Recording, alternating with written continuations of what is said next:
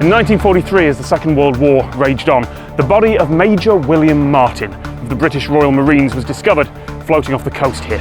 Chained to him was a briefcase, and in it, a letter with details about the Allied Army's plans to attack Greece across the Mediterranean Sea.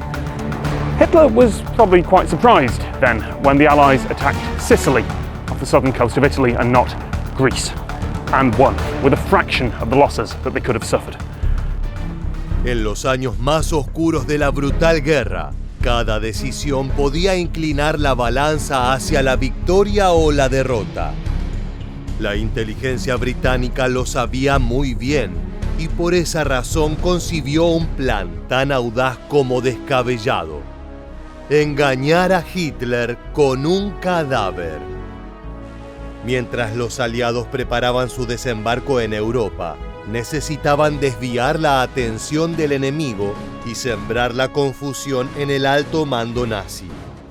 El objetivo era Sicilia, en el sur de Italia, donde necesitaban reducir la resistencia.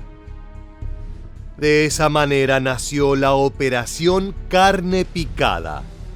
Se trataba de un intrincado juego de mentiras, documentos falsificados y un hombre que nunca existió, pero cuyo sacrificio cambiaría el curso del conflicto. Acompáñanos a descubrir esta increíble historia militar sobre el engaño que inició la caída del Tercer Reich. The whole idea of taking a corpse and using it as a deception tool with such a massive plan behind it, the invasion of Southern Europe, is absolutely crazy, for sure. On a balance of probability, if you entertain this in 1942-43, it seems ludicrous, it seems near insane. It's so insane that it's brilliant. Luego de un comienzo arrasador, en donde el poder y la precisión nazi eran incontenibles, para finales de 1942 e inicios de 1943, la balanza de la guerra empezó a inclinarse hacia los aliados. En el norte de África, Erwin Rommel, el famoso zorro del desierto, se había quedado con las manos vacías tras la derrota en El Alamein. Mientras tanto, en Europa del Este, el final de la batalla de Stalingrado culminó con la caída del ejército invencible del general Friedrich von Paulus.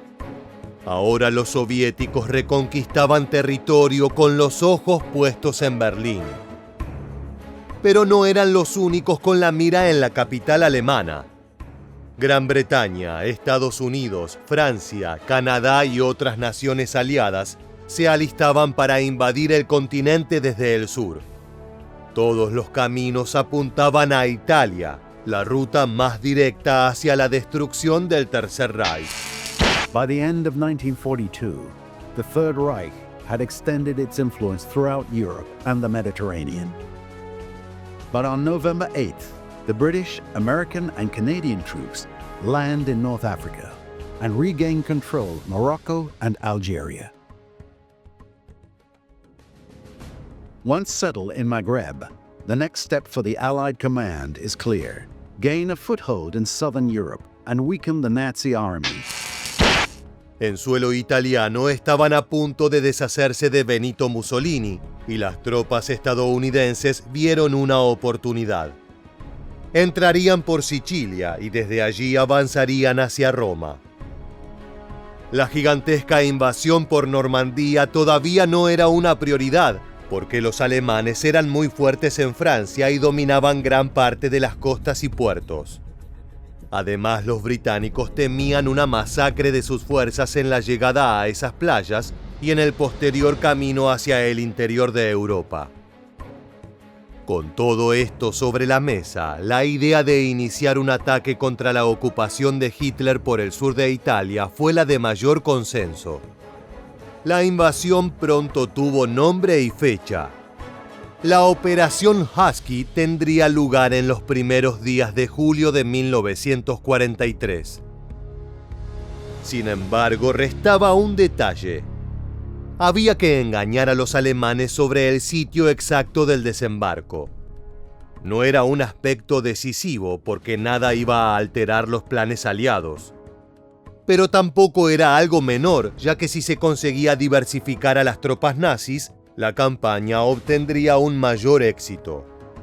El Führer sabía que Sicilia era el lugar más lógico para la llegada del enemigo, y la presencia de sus fuerzas aumentó en la zona. It was going to be the largest amphibious operation in history. In other words, it was going to be the largest combined attempt by sea to land on enemy country. So it was a huge enterprise. It was going to involve about 150,000 troops, tens of thousands of aircraft, tens of thousands of vehicles. It was a huge operation. But the Allied headquarters face a major problem. The Germans anticipate an attack in the region and have readied their defenses.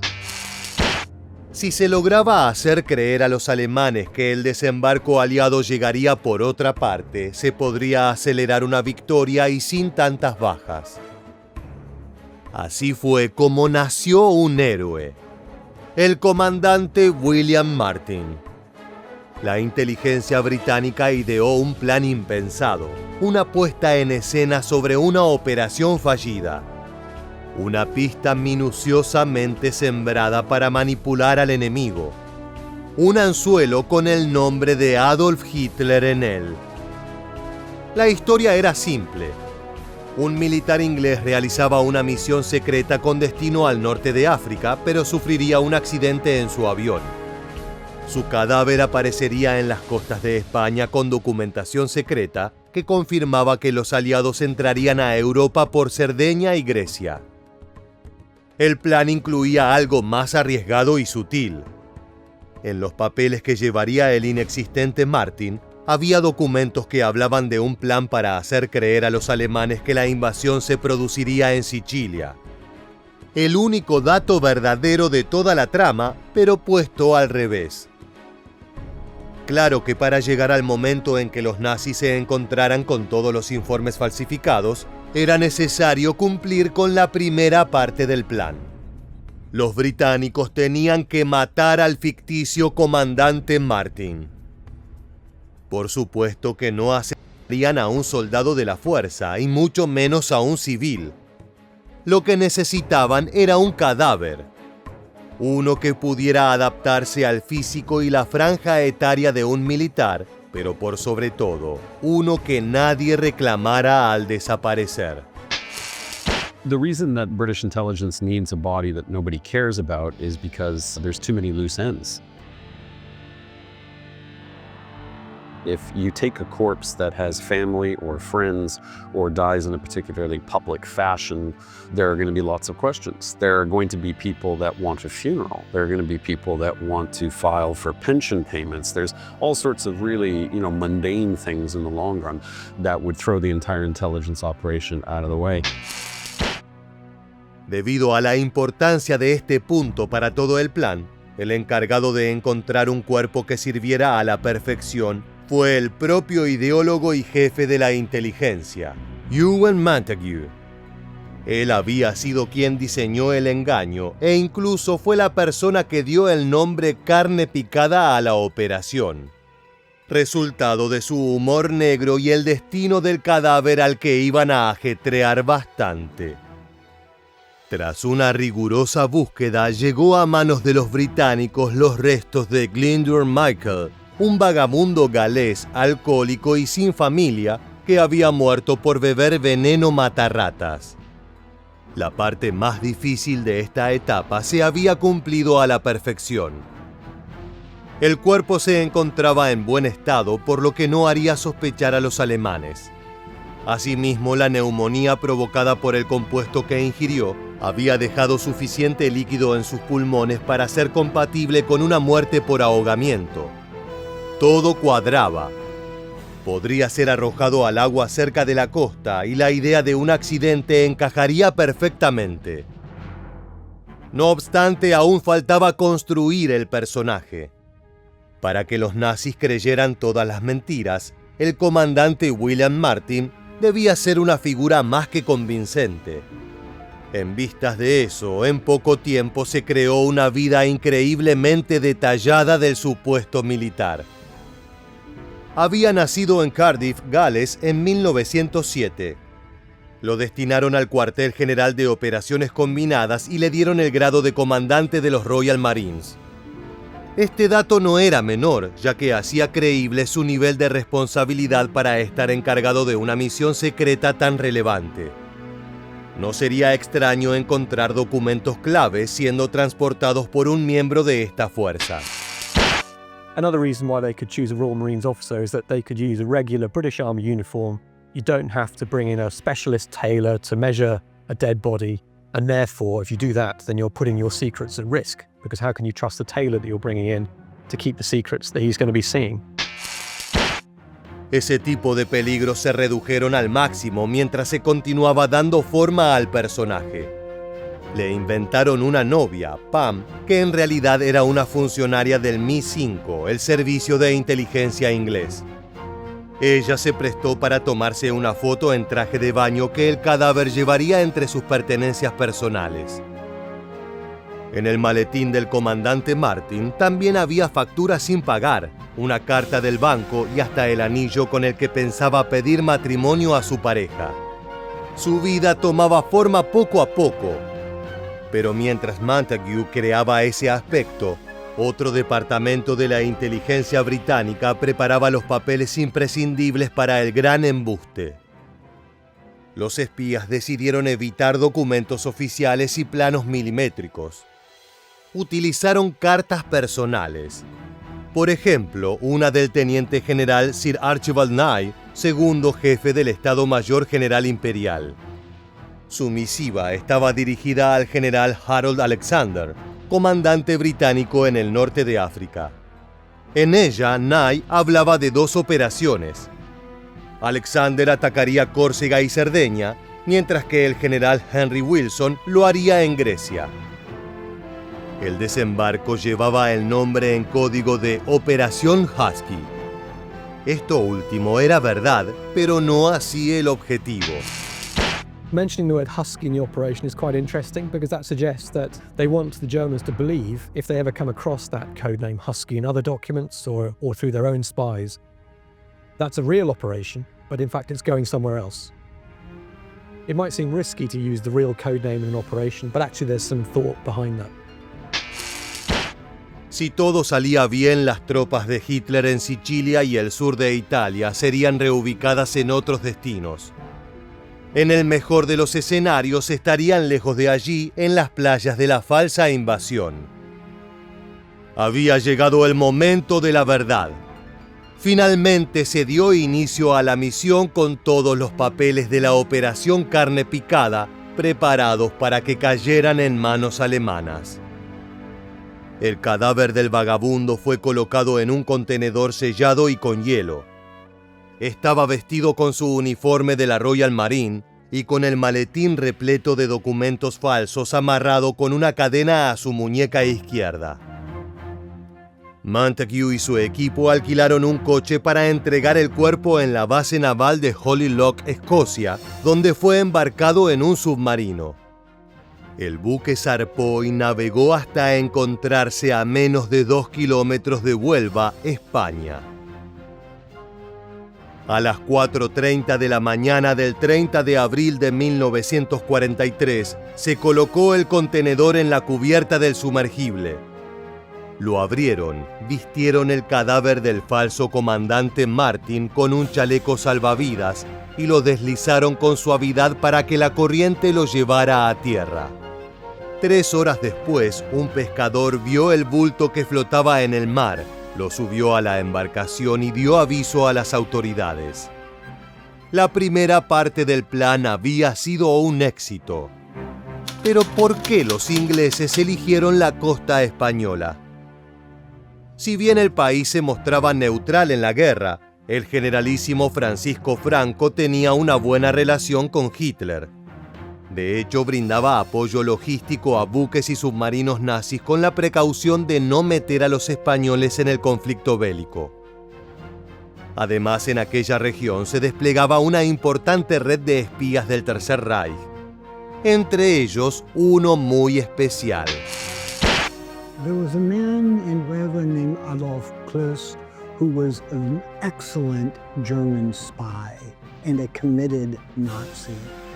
The Germans knew it, but also the Brits knew it. And they felt that if they could get this into the hands of Claus, it would end up in the right hands.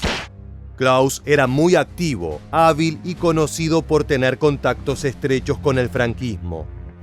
Los ingleses pensaron que sería el primer interesado en saber quién era ese oficial de la Armada Británica que se había estrellado con su avión.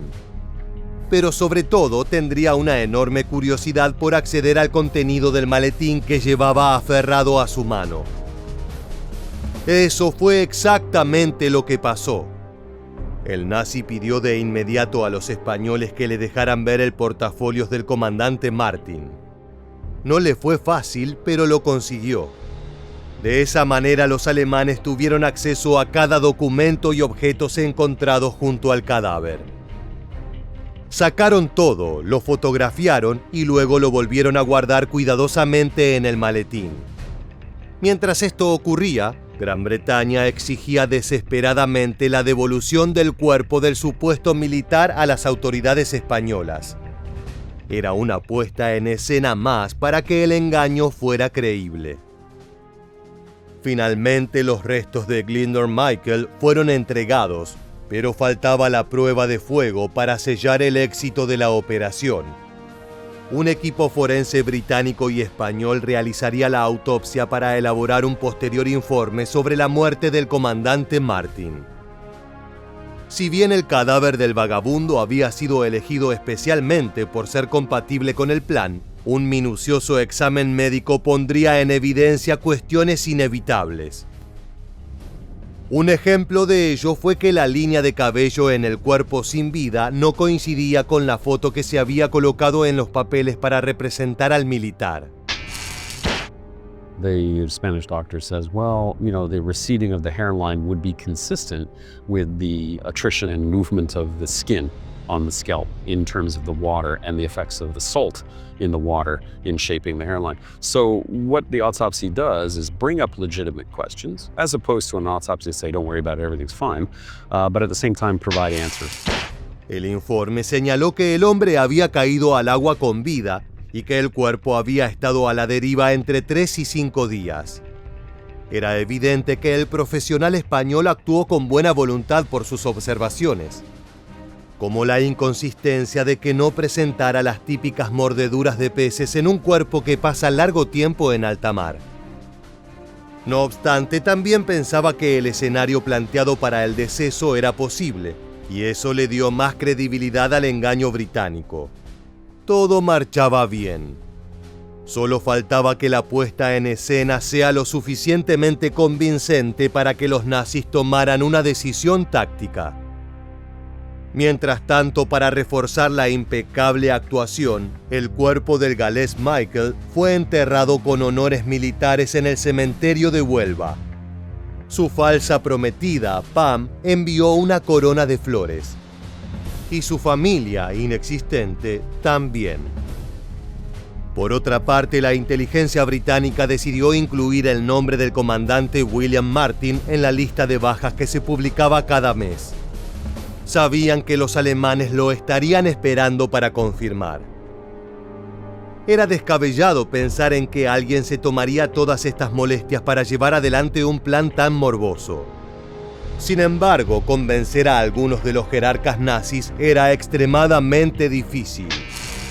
Some of those closest to Hitler, like Goebbels, remained skeptical of this seemingly God-sent information.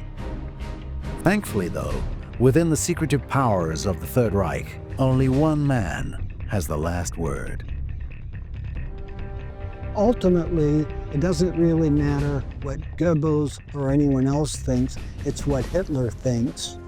And when it ends up on Hitler's desk, he's convinced that it's the real thing. El Führer quedó fascinado por su buena suerte. No tenía dudas de que todos aquellos documentos eran auténticos y discrepó con cualquiera que no lo creyera.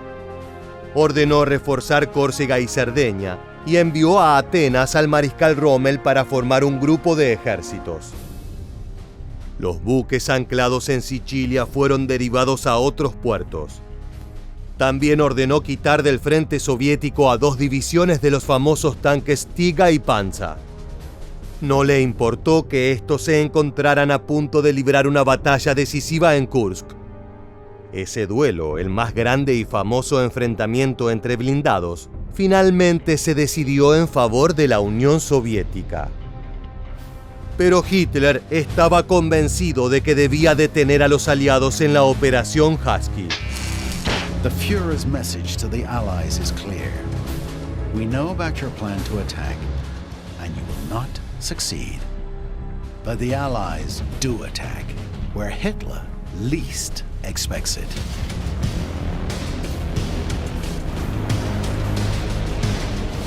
On July 10, 1943, 160,000 men and 600 tanks arrive on Sicily's coast.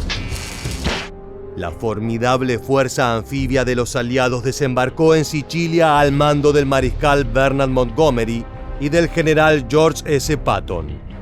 Al principio, Hitler siguió convencido de que se trataba de una trampa destinada a engañarlo, mientras se lanzaba la verdadera operación sobre Cerdeña, Córcega y Grecia. En un mes, la isla era de los aliados. La invasión a Italia estaba hecha y aunque el avance hacia Roma sería sangriento y devastador, el camino se había iniciado. La guerra penetró la ocupación nazi a la espera de lo que sería un nuevo golpe en Normandía un año después. Y todo comenzó con el comandante Martin, quien sigue enterrado en Huelva con una placa de bronce y flores siempre frescas que lo recuerdan como un héroe. Major Martin, by then, had been buried with full military honours and an appropriate gravestone. The truth was still top secret, and it wasn't until decades later that his real identity was revealed. And so the grave was corrected. Glyndŵr Michael served as Major William Martin. Rest in peace. Así fue como el hombre que nunca existió, sepultado en una tumba en la que descansa el cuerpo de otra persona, ayudó a ganar una guerra. Un solo cadáver y el ingenio de un grupo de británicos fueron suficientes para cambiar el curso de la historia. De esta forma llegamos al final. Gracias por acompañarnos. Te esperamos en nuestra próxima entrega para seguir compartiendo todos los secretos acerca de la Segunda Guerra Mundial.